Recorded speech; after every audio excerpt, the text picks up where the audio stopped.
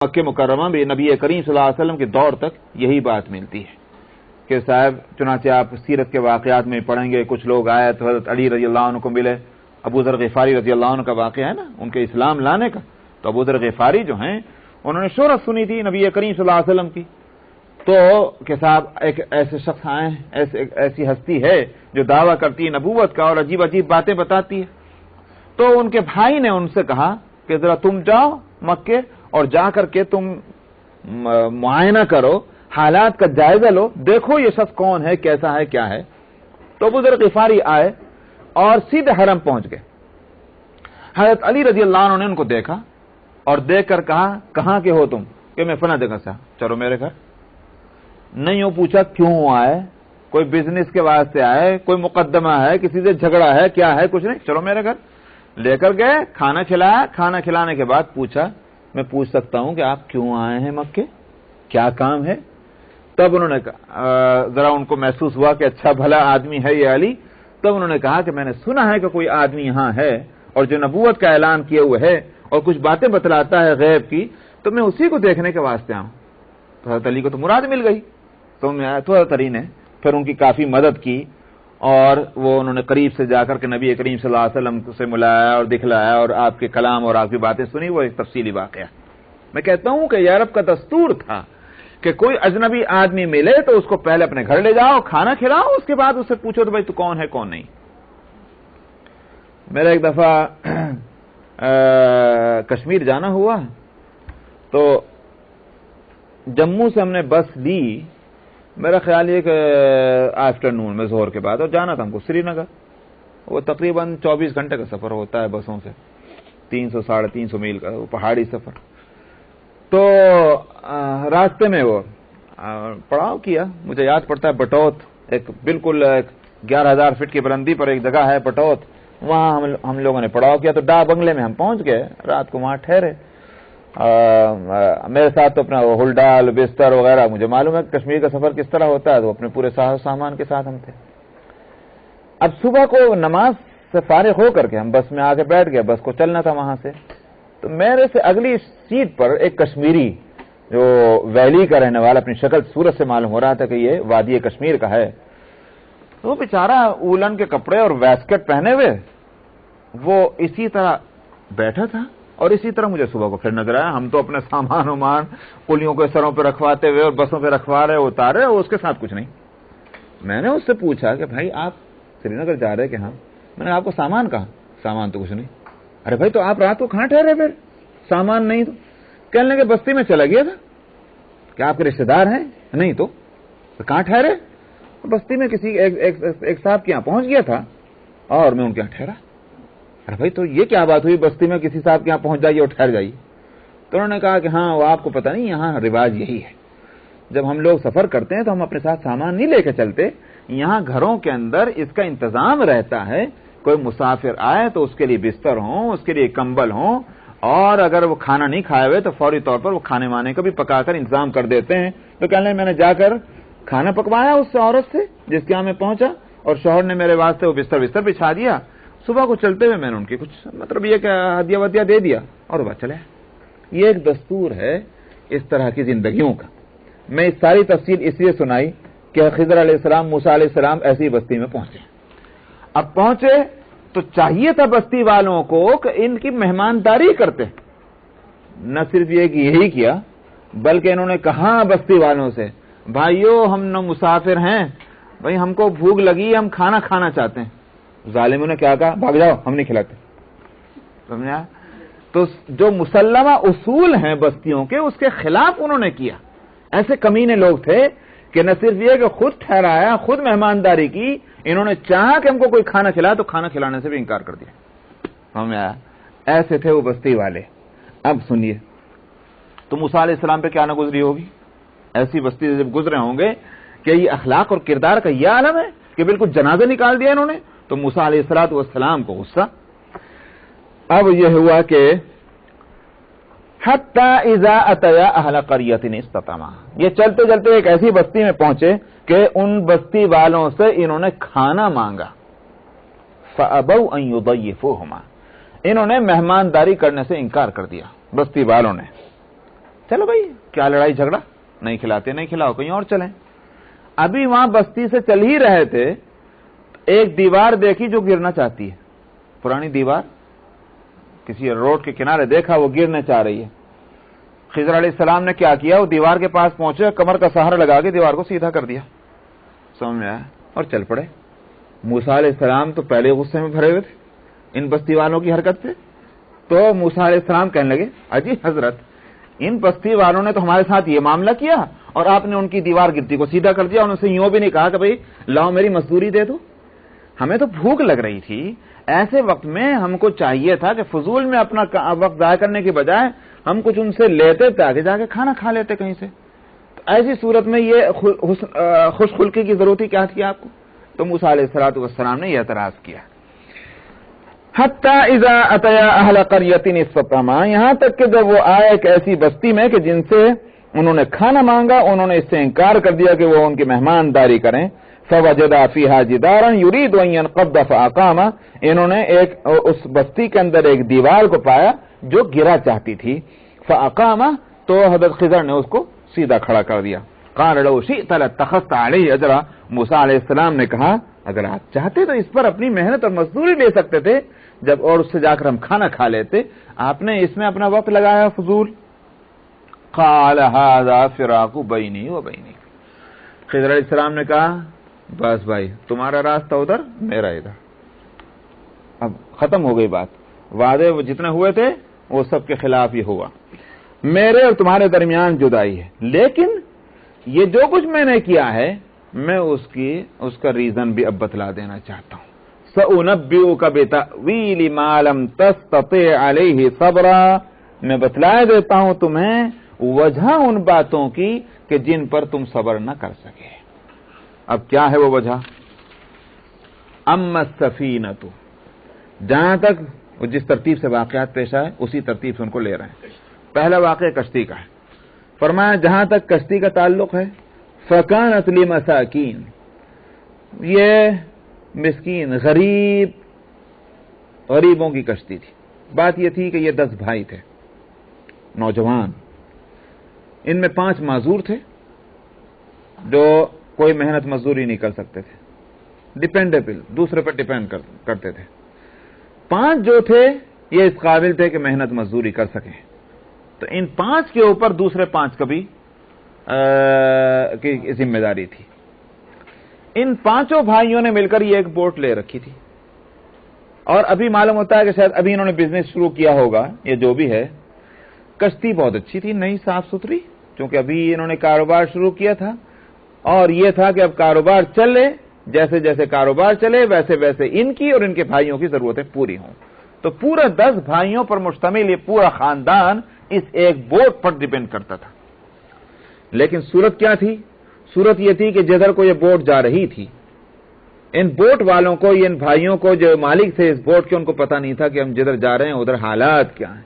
खिज़र अलैहिस्सलाम इस बात को जानते थे अपने तजर्बे से ही, अल्लाह के बतलाए से, कि उस तरफ जो बादशाह हुकूमत करता है वो बड़ा जालिम है। क्या उसका जुल्म था कि उसके इलाके से जो भी बोट और शिप गुजरे, तो अच्छी बोट है तो उसको गसब कर लिया करता था। तो ये उसके जुल्म था।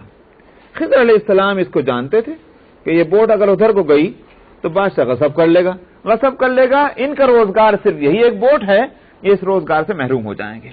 न सिर्फ ये कि इनकी जिंदगियां परेशान होंगी, उन 5 जो माजूर भाई हैं दरअसल उनके लिए तो कोई रोजगार, उनके लिए तो सहारा ही खत्म हो जाएगा। इसलिए उन्होंने क्या समझा कि भाई इस कश्ती को ऐबदार बना दो। जब ऐबदार होगी तो बादशाह जो देखेगा ऐब है तो छोड़ देगा, इनका रोजगार चलता रहेगा। ये थी वो वजह, इसको बतला रहे हैं। अम्मा सफीनतु, जहां तक कश्ती का ताल्लुक है वो कुछ मिस्कीनों की कश्ती है। मिस्कीन गरीब, यामलून फिल बहर, जो समंदर में काम करते हैं, यानी कश्तियां चलाते हैं। फअरदतु अन अईबहा, सो मैंने इरादा किया कि मैं उस कश्ती में ऐब डाल दूं।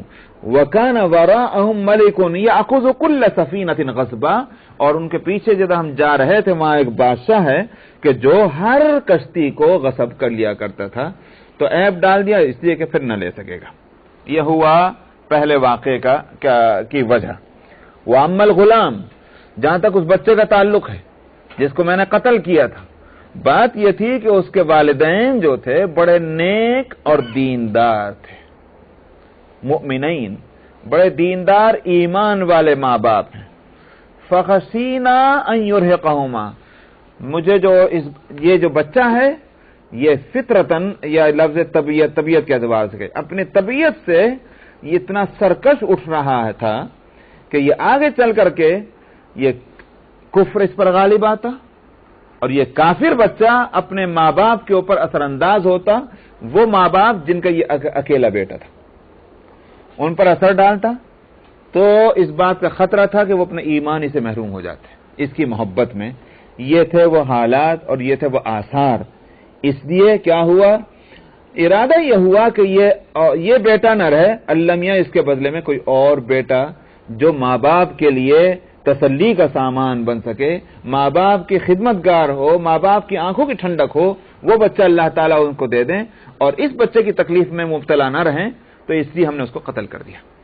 میں ابھی صرف وہ اتنی بات بتلا رہا ہوں کہ جس کو یہاں قرآن کھول رہا ہے. ضرورت ہوئی تو پھر انشاءاللہ آخر میں ایک اجمالی میں اس پر ریویو کروں گا. تو فرمایا کہ جہاں تک اس غلام کا تعلق ہے، فرمایا کہ اس کے ماں باپ ایمان والے ہیں.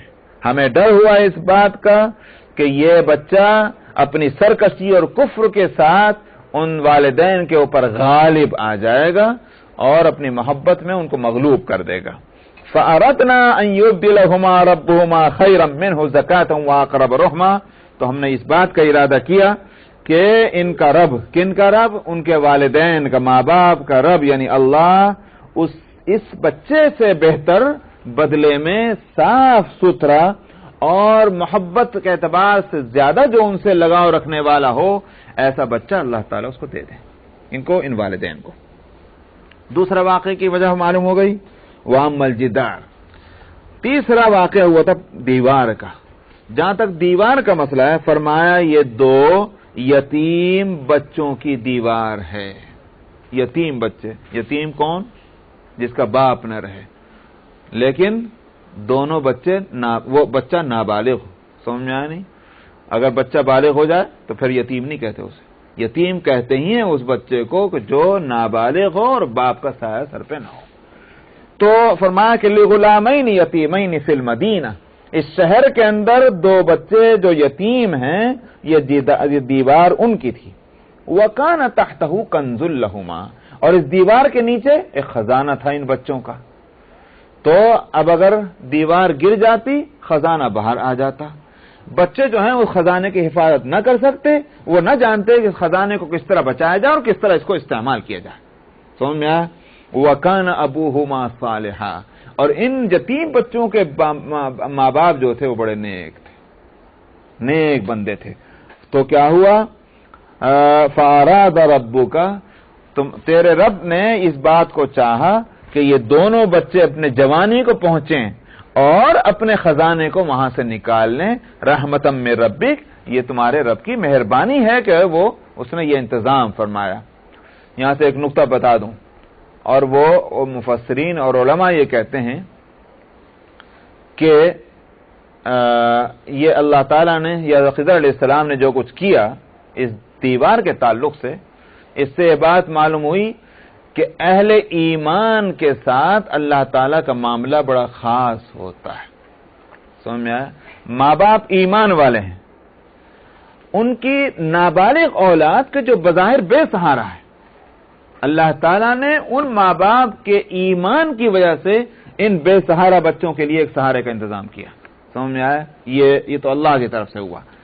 اور خضر علیہ السلام نے جو کچھ یہ کیا، اس سے یہ بات سامنے آئی، اس طرف توجہ ہوتی ہے کہ جو اہل ایمان ہیں، اہل تقوی ہیں، اہل علم ہیں، اہل دیانت ہیں، ان کے ساتھ تو خدمت کا معاملہ ہونا ہی چاہیے، ان کی اولاد کے ساتھ بھی خدمت کا معاملہ ہونا چاہیے، ان کی نسبت کی وجہ سے، ان اہل ایمان کی نسبت کی وجہ سے. اسی لیے یہ ہے کہ علماء کی اولاد کی خدمت ہونی چاہیے، متقی اور پرہیزگار بزرگوں کی اولاد کی بھی خدمت ہونی چاہیے، الا یہ کہ وہ اپنی سرکشی میں اور برائی میں کھلے طور پر اتنے دور چلے جائیں کہ بھئی ان کا رستہ الگ ہو جائے، ماں باپ کا رستہ الگ ہو جائے، تو پھر بے شک پھر تو ان کی رعایت نہیں ہوگی، لیکن جب تک ایسی صورت نہ ہو ان کی خدمت ہو. کیوں؟ اس لیے کہ ان کی نسبتوں کا احترام ہے. اس سے یہ نقطہ نکلتا ہے. تو فرمایا کہ وَكَانَ أَبُوهُمَا صَالِحًا، اور ان کے ماں باپ نیک تھے. فَأَرَادَ رَبُّكَ أَن يَبْلُغَا أَشُدَّهُمَا وَيَسْتَخْرِجَا كَنزَهُمَا، تمہارے رب نے اس بات کو چاہا کہ وہ پہنچ جائیں دونوں بچے اپنی جوانی کو. اشد شدید کی جمع ہے، شدت سختی کو کہتے ہیں. ظاہر ہے کہ بچپن یہ نرمی ہے بدن کے اندر، اور جوانی جب ہوتی ہے تو ہر چیز مکمل ہو جاتی ہے اور شدت اس میں آ جاتی ہے، مراد ہے جوانی. وَيَسْتَخْرِجَا كَنزَهُمَا، اور اپنے خزانے کو نکال لیں. یہ تمہارے رب کی رحمت سے ایسا ہوا. آگے فرماتے ہیں وَمَا فَعَلْتُهُ عَنْ أَمْرِي، یہ جو کچھ کیا میں نے اپنی طرف سے نہیں کیا. یہ ہے وہ لفظ جس کو میں نے شروع میں کہا تھا کہ اس لفظ سے یہ بات سمجھی گئی ہے کہ خضر علیہ السلام نبی تھے. سمجھ میں آیا؟ کیونکہ وہ جو کہہ رہے ہیں کہ میں نے خود سے نہیں کیا، وَمَا فَعَلْتُهُ عَنْ أَمْرِي، میں نے خود سے نہیں کیا. خود سے نہیں کیا تو کیا مطلب؟ اللہ تعالیٰ کے حکم سے کیا. اللہ تعالیٰ کے حکم کی دو صورتیں میں نے بتلائی تھی، یاد ہوگا. بتلائی تھی نہیں بتلائی تھی؟ نہیں. الہام اور وحی کی بات میں نے کہی تھی نہیں؟ ہاں تو وہی تو میں کہہ رہا ہوں. تو میں نے کہا تھا کہ دو صورتیں ہیں.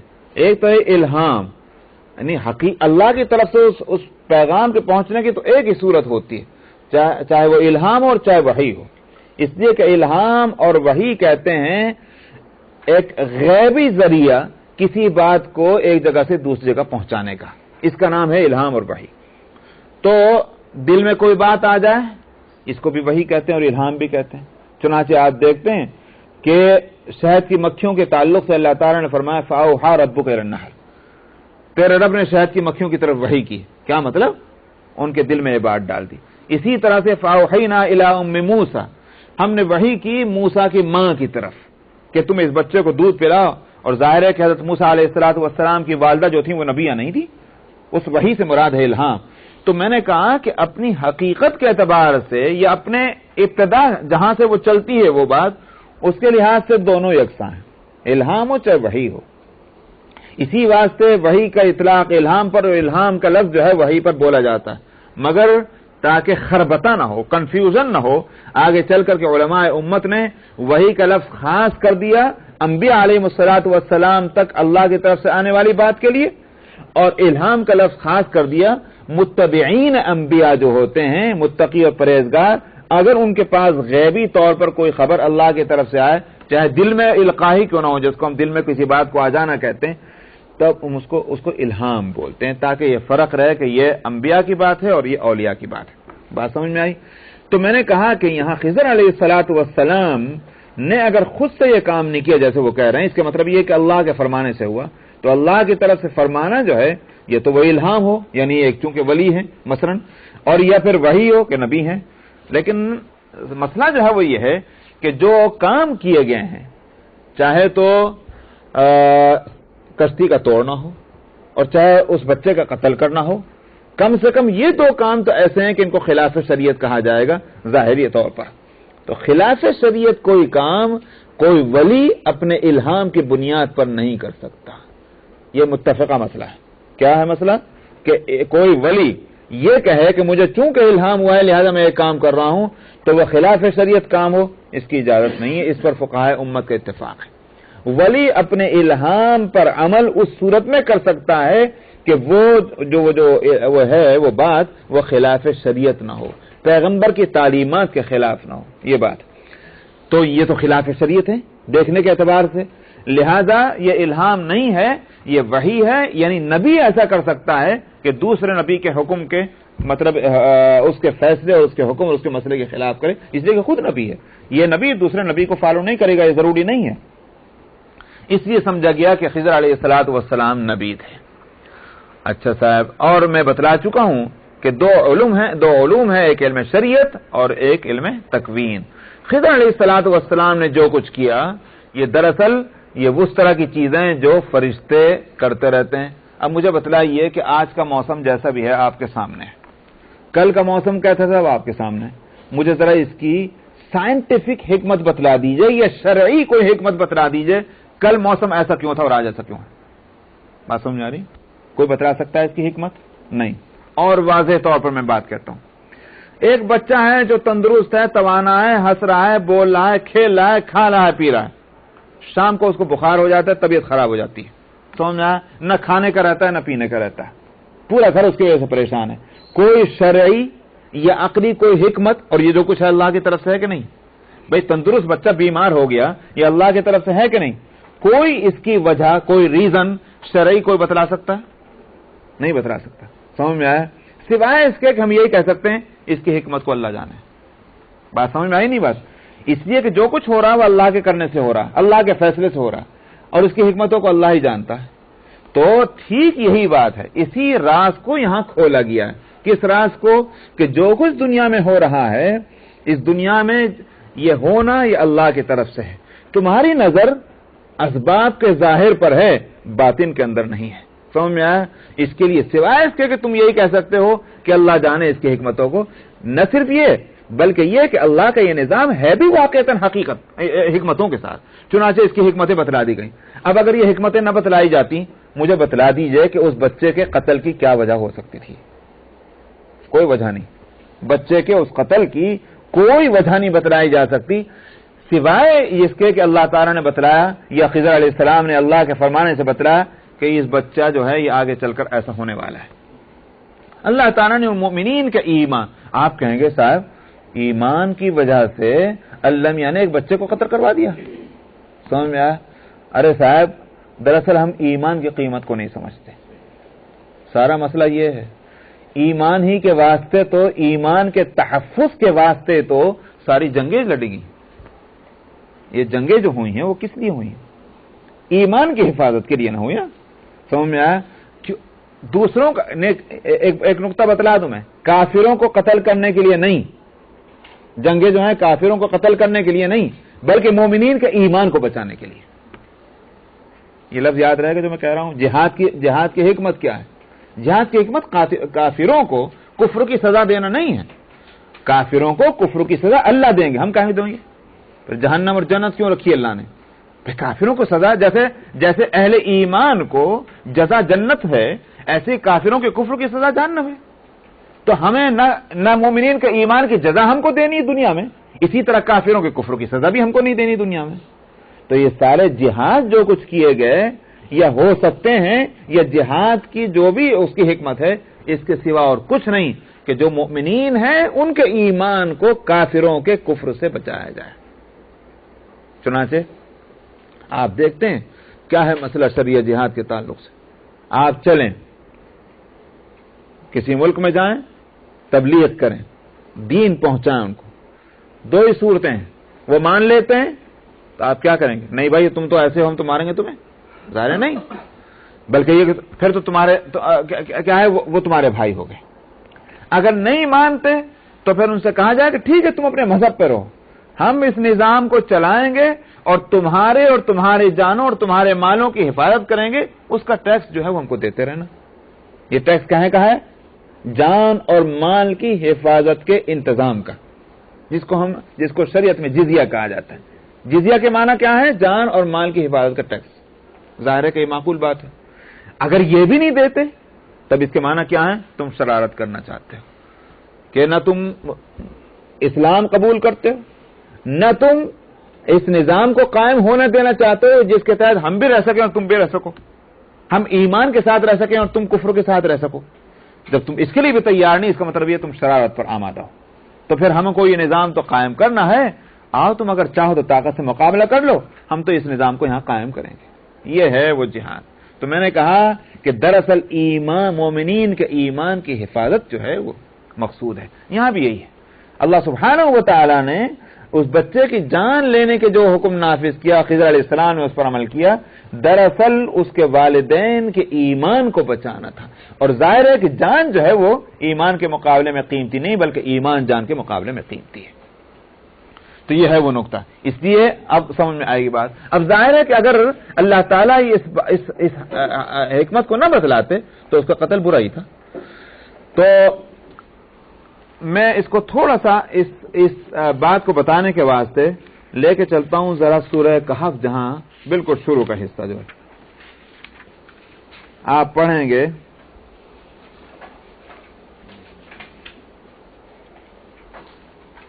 آیت نمبر صفحہ نمبر 291، صفحہ نمبر 291 اور آیت نمبر 7 اور 8 ہے، مل گئی؟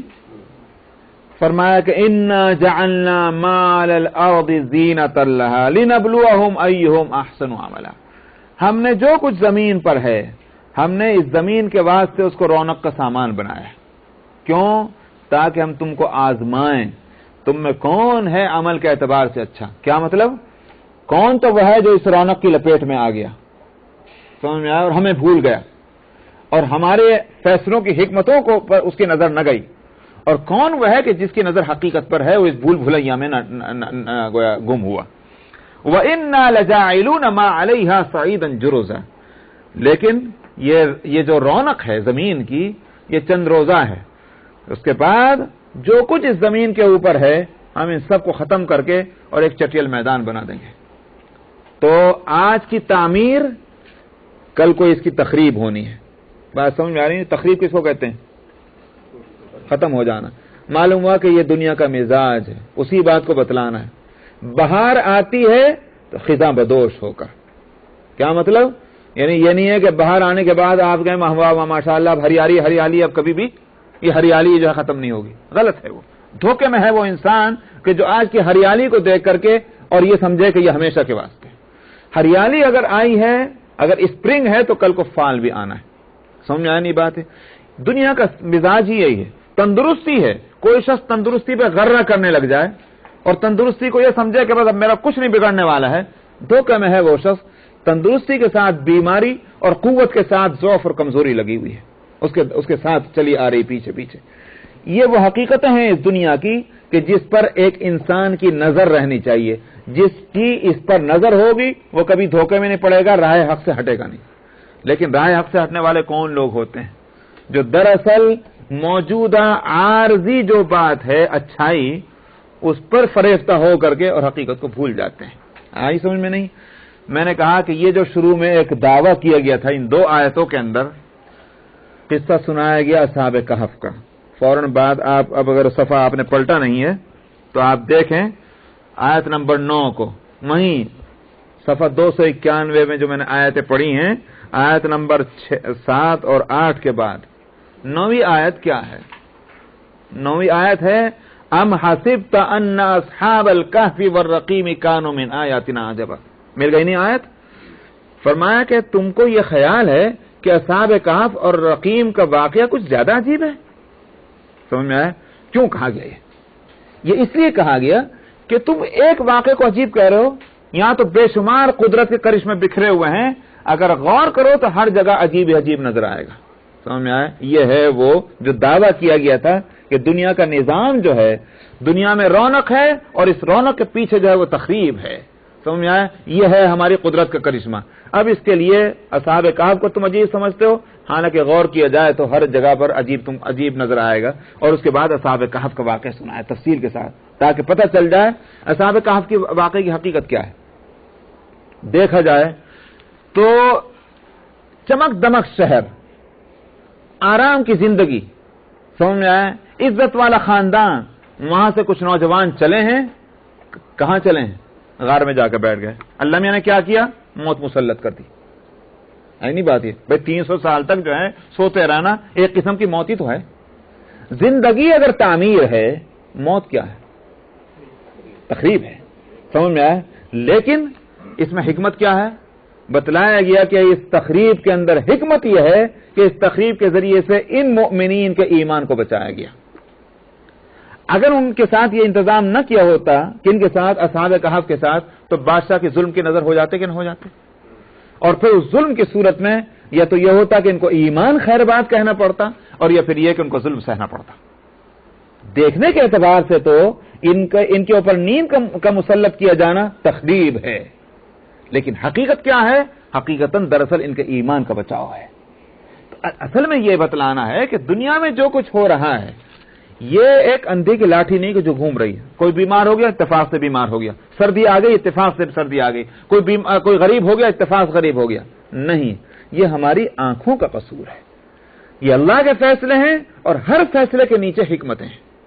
اس سے وہ جواب مل جاتا ہے ان لوگوں کو کہ بہت سے لوگ سوال کیا کرتے ہیں. میں نے اسی لیے وہ مثال دی تھی ایک بچے کی. بچہ بیمار ہوتا ہے, لوگ کہتے ہیں بھائی بڑے کا بیمار ہونا تو سمجھ میں آتا ہے, اس نے خطائیں کی ہوں گی, اللہ میں اس کی سزا دے رہے ہیں. یہ بیچارہ معصوم بچہ جو ہے یہ تکلیف اٹھا رہا ہے, سمجھ میں آیا, بخار میں بھن رہا ہے, درد میں تڑپ رہا ہے, اس نے کون سی خطا کی, اللہ میں اس کو سزا دے رہے ہیں. بہت سے لوگ سوال کرتے ہیں. اس کی حکمت کو ہم کیا بتائیں, اس کی حکمت کو اللہ ہی جانتے ہیں, یہ کیوں ہو رہا ہے.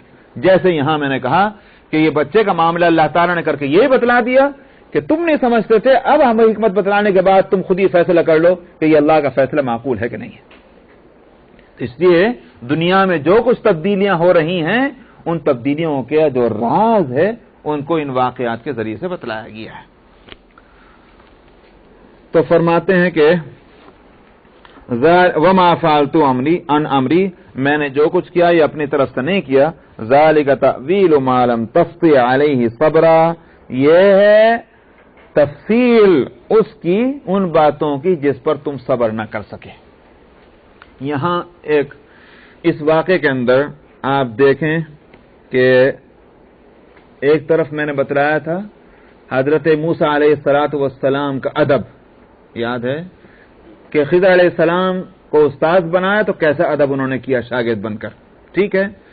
لیکن خضر علیہ السلام کو بھی تو ادب دیکھیے کہ جو کام کر رہے ہیں اس کام کی جو وجہ بتلا رہے ہیں. 3 ہی کام تو کیے. کیا 3 کام کیے؟ کشتی کا توڑنا یعنی کشتی کو عیبدار بنانا. دوسرا کام کیا کیا؟ بچے کا قتل کرنا. تیسرا کام کیا کیا؟ دیوار کو کھڑا کر دینا. یہ 3 کام ہوئے. اچھا صاحب ذرا ان کو آپ دیکھیں, ان تینوں کاموں کو کس طرح انہوں نے بیان کیا. پہلے تو آپ دیکھیں کشتی کا مسئلہ آیت نمبر 79 میں. آیت نمبر 79 میں انہوں نے کیا کہا؟ اما السفینۃ فکانت لمساکین یعملون فی البحر, کشتی جو تھی یہ فلاں کی تھی. فاردت ان اعیبها, لفظ وہاں غور کیجئے, وہاں قرآن شریف میں کہا میں نے یہ ارادہ کیا کہ میں اس میں عیب ڈال دوں. اردتو کا لفظ ہے, میں نے یہ چاہا کہ میں اس میں عیب ڈال دوں. آگے چلیں, آیت نمبر 81 اور 80 کے اندر تو بتایا تھا کہ اس کا واقعہ کس کا کیا نام ہے اس کا, نہیں بچے کا واقعہ جس کو قتل کیا گیا تھا, جس کو قتل کیا گیا تھا. اس کی وجہ بتلاتے ہوئے آیت نمبر 81 میں کیا کہا؟ فَأَرَدْنَا أَن يُبْدِلَهُمَا, ہم نے یہ ارادہ کیا. وہاں کہا تھا میں نے یہ ارادہ کیا کہ اس میں عیب ڈال دوں, اور یہاں فرماتے ہیں ہم نے یہ ارادہ کیا کہ اس کے ماں باپ کا رب جو ہے اللہ تعالیٰ اس کو کیا کرے, اس کو بہترین اچھا بچہ دے وغیرہ وغیرہ. آگے چلیے, تیسرا واقعہ کیا تھا؟ دیوار کو سیدھا کرنے کا. جب اس کی وجہ بتلائی تو وہاں کیا کہا آیت نمبر 82 کے بیچ میں؟ فَأَرَادَ رَبُّكَ, تمہارے رب نے یہ چاہا. اس کی وجہ بتلاؤں یہ کیوں ہے لفظ کا فرق. دیکھیے 3 کام ہے. کشتی کو دیکھنے, کشتی کے حقیقے میں جو کچھ ہوا اس کو کیا ہے, اس کے لیے عیبدار بنانا. عیب ڈالنا کسی چیز کے اندر کوئی اچھی بات نہیں. جب اور اس میں صرف اتنا ہی ہوا, عیب ڈال دیا گیا, تو اس عیب کی نسبت اللہ کی طرف نہیں کی گئی. سمجھا, اللہ کی طرف کمال کی نسبت کی جائے گی اور عیب کی نہیں. تو جب عیب والا کام ہوا تو اپنی طرف نسبت کی کہ میں نے یہ کام کیا کہ میں نے اس میں عیب ڈال دیا. دوسرا واقعہ جو ہے وہ بچے کے قتل کا ہے. اس کے 2 پہلو ہیں, ایک ہے بچے کا قتل اور دوسرا ہے اس والدین کو دوسرا بچہ دیا جانا. قتل کا جو ہے وہ کام تو خضر علیہ السلام نے کیا, دوسرا بچہ دیا جانا یہ کس کا عمل ہوگا؟ یہ اللہ کا ہوگا. قتل جو ہے وہ ایک بری بات ہے دیکھنے کے اعتبار سے, اور دوسرا بچہ دیا جانا اچھا فعل ہے. تو وہاں اردنا کا لفظ لایا تاکہ 2 کام ہیں دونوں کی طرف نسبت ہو جائے, اپنی طرف بھی اور اللہ کی طرف بھی. فاردنا جمع کا صیغہ ہے پلورل, ہم نے یہ ارادہ کیا. تیسرا عمل جو ہے وہ دیوار کو سیدھا کرنے کا, وہ تو بہت اچھی بات ہے. دیوار کو, گرتی دیوار کو سیدھا کرنا, اس میں کون سی خرابی کی بات؟ یہ اچھا ہی اچھا ہے. اس کی نسبت اللہ کی طرف کر دی. فَأَرَادَ رَبُّكَ, تیرے رب نے یہ چاہا کہ دیوار سیدھی رہے تاکہ بچوں کو فائدہ پہنچے. کیا ہے ادب حضرت خضر علیہ السلام کا؟ اللہ کی طرف کسی عیب کی نسبت کرنا یہ دراصل گستاخی ہے. سمجھ میں آیا؟ اچھائی کی نسبت کی جائے. اسی واسطے فقہا کہتے ہیں کہ یوں تو اللہ ہر چیز کے خالق ہیں. آپ کہہ سکتے ہیں وہ خالق الخیر والشر، اللہ تعالیٰ برائی اور اچھائی کے پیدا کرنے والے ہیں. تو آپ یوں تو کہہ سکتے ہیں، لیکن آپ یوں نہیں کہہ سکتے اللہ خالق الشر، یہ نہیں کہہ سکتے اللہ برائیوں کو پیدا کرنے والے ہیں. اس میں دراصل ایک گستاخی کا پہلو ہے. حالانکہ ایک لحاظ سے صحیح بھی ہے کہ ہر چیز کے پیدا کرنے والے تو اللہ ہی ہیں، تو آپ بھی یوں ہی کہیں کہ ہر چیز کے پیدا کرنے والے اللہ ہیں. لیکن صرف یوں کہنا کہ برائیوں کو پیدا کرنے والے اللہ ہیں، یہ چاہے حقیقت ہی کیوں نہ ہو مگر تعبیر غلط ہے. سمجھ میں آئی نہیں بات؟ یہ تو یہ ادب ہے دراصل شریعت کا. اللہ کے لیے کس طرح بولا جانا چاہیے، رسول کے واسطے کس طرح بولا جانا چاہیے. یہ نہیں کہ جس طرح چاہے الفاظ استعمال ہو جائیں. الفاظ کی بھی اس سے ایک اور بھی نقطہ سمجھ میں آتا ہے. جو لوگ یہ کہا کرتے ہیں کہ بس اصل چیز تو دل میں ہے، سمجھ میں آئیے ٹھیک ہے تو پھر ٹھیک ہے ساری چیزیں، ہم یہ ظاہر پر نظر نہیں جانی چاہیے. بھئی یہ سارا کھیل ظاہری کا تو ہے، سمجھ میں آیا. یہ جو ہے اعمال یہ ظاہر ہیں، اقوال یہ ظاہر ہیں، خیال البتہ بے شک یوں کہہ سکتے ہیں کہ باطن ہے. نیتیں جو ہیں یہ دل کا عمل ہے، تو وہ تو اندر ہے، اس کو کوئی نہیں جانتا. لیکن ہم اور آپ جو ہیں وہ تو دیکھتے ہیں اقوال اور افعال کو. اگر وہ صحیح نہیں ہوں گے تو ہمارا فتویٰ کیسا ہوگا؟ بات سمجھ میں نہیں آئی؟ تو اس لیے ظاہر بھی درست ہونا چاہیے اور باطن بھی درست ہونا چاہیے. یہ بات کہ صرف باطن درست ہے لہذا کہنا کہ صاحب ہم کو ظاہر کی فکر نہیں، یہ بہت بڑا دھوکہ ہے ان لوگوں کا. بس یہ تک میں نے پڑھا تھا، اس لیے یہ رکھ دیتے ہیں. اور اس کے بعد جو واقعہ شروع ہونے والا ہے وہ بھی ایک ذرا طویل واقعہ ہے انشاءاللہ آئندہ. آیت نمبر 83. اعوذ باللہ من الشیطان الرجیم. بسم اللہ الرحمن الرحیم. وَيَسْأَلُونَكَ عَنْ ذِي الْقَرْنَيْنِ قُلْ سَأَتْلُو عَلَيْكُمْ مِنْهُ ذِكْرًا. إِنَّا مَكَّنَّا لَهُ فِي الْأَرْضِ وَآتَيْنَاهُ مِنْ كُلِّ شَيْءٍ سَبَبًا فَأَتْبَعَ سَبَبًا حَتَّى إِذَا بَلَغَ مَغْرِبَ الشَّمْسِ وَجَدَهَا تَغْرُبُ فِي عَيْنٍ حَمِئَةٍ وَوَجَدَ عِندَهَا قَوْمًا قُلْنَا يَا ذَا الْقَرْنَيْنِ إِمَّا أَن تُعَذِّبَ وَإِمَّا أَن تَتَّخِذَ فِيهِمْ حُسْنًا. قَالَ أَمَّا مَنْ ظَلَمَ فَسَوْفَ نُعَذِّبُهُ ثُمَّ يُرَدُّ إِلَى رَبِّهِ فَيُعَذِّبُهُ عَذَابًا نُكْرًا. وَأَمَّا مَنْ آمَنَ وَعَمِلَ صَالِحًا فَلَهُ جَزَاءً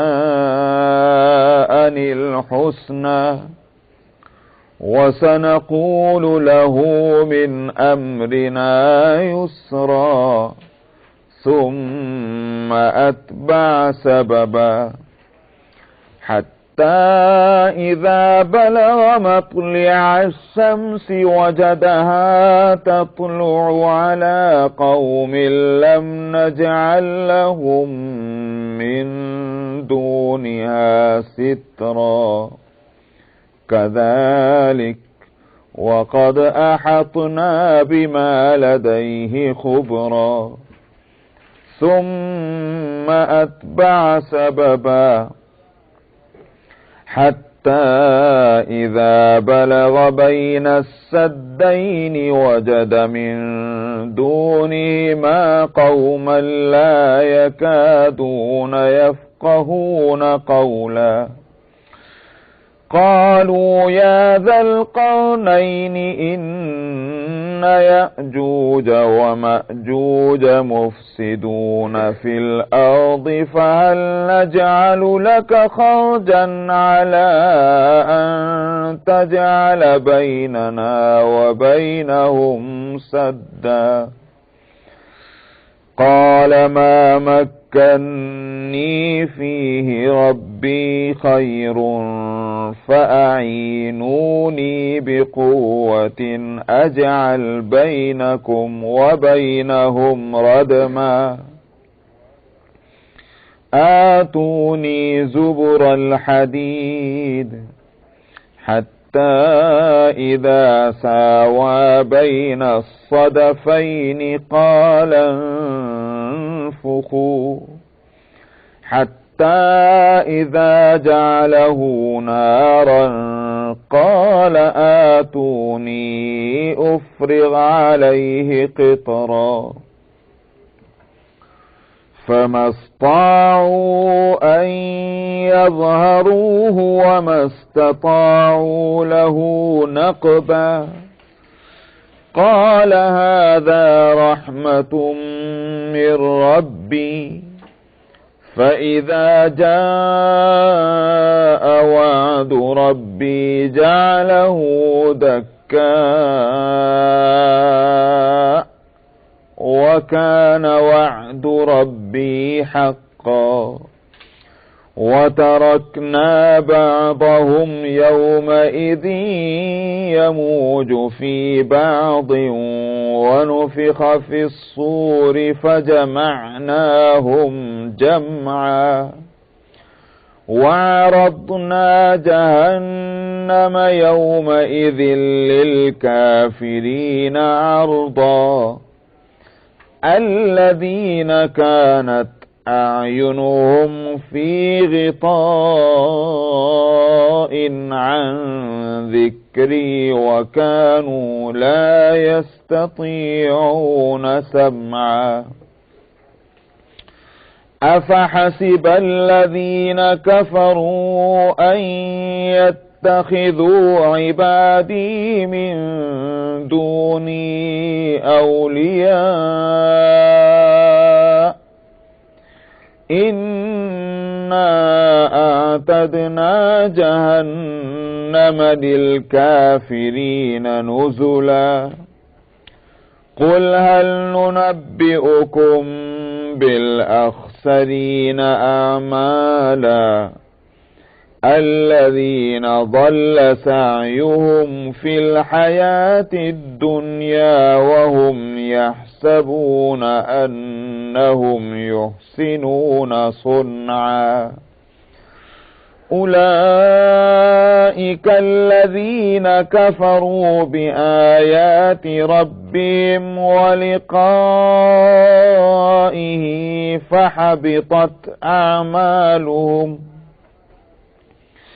فحبطت أعمالهم فلا نقيم لهم يوم القيامة وزنا ذلك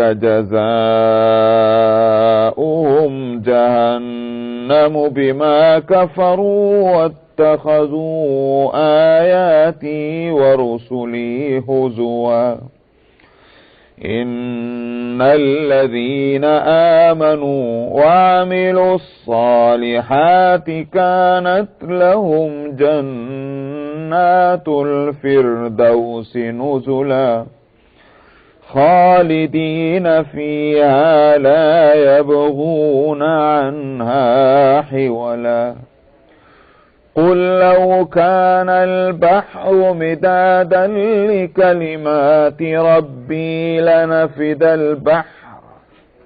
لنفد البحر قبل أن تنفد كلمات ربي ولو جئنا بمثله مددا قل إنما أنا بشر مثلكم يوحى إلي أنما إلهكم إله واحد فمن كان يرجو لقاء ربه فليعمل عملا صالحا ولا يشرك بعبادة ربه أحدا صدق الله العظيم.